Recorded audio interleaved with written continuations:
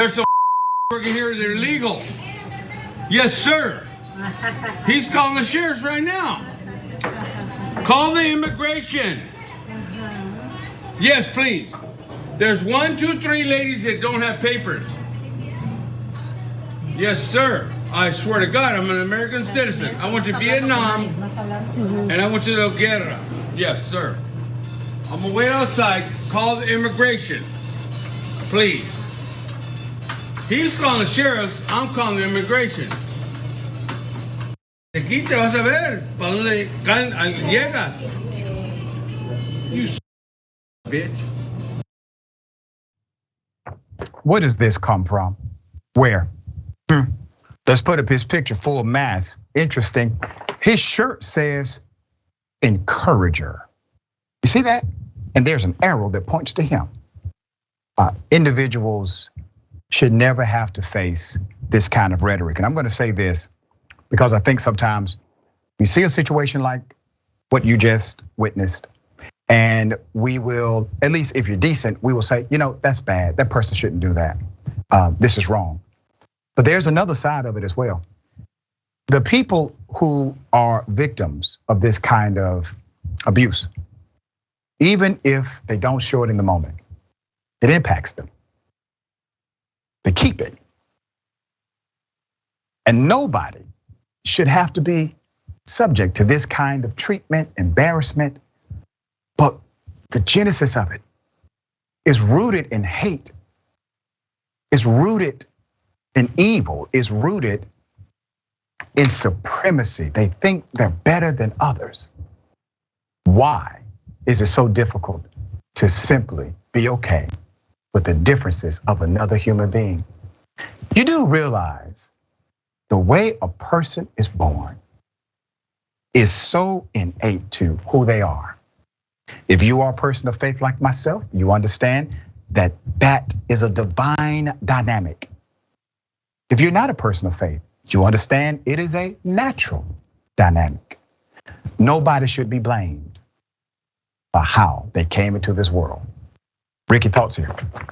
Yeah, I've seen this behavior before. I was in a restaurant getting some donuts, and I saw a man talking to a black woman like that, and I looked her in the eyes, and I stood firm. I went in front of that register and told her to be encouraged, and told her what a beautiful queen she was, and I'm talking about, and made sure, because I was saying it to provoke him to say something, to bring some of that energy to me. Right.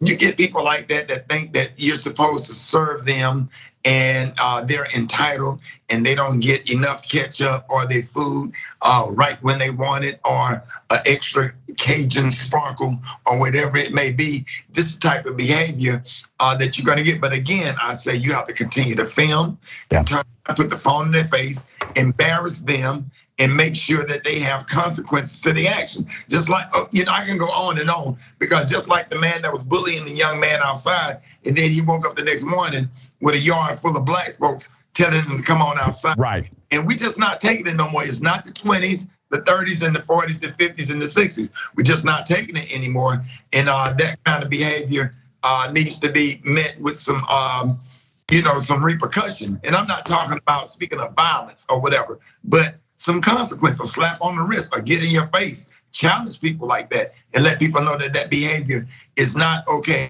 If you see something, say something, and film every single time. Every single time, and that's the only way we can provide a mirror in this culture. Dr. King employed that strategy, as you are well aware. That was part of the civil rights strategy. I teach a class at the university called Dr. King as a Change Agent, and we explore his methodology. He wanted cameras to be there. He needed to expose the extreme violence visited upon not only black folk, but individuals who supported them who happened not to be black. He needed the world to see this, so that was part of the mirror required to create change. And another gem you just dropped, and I want people to get this because it really struck me in a powerful way.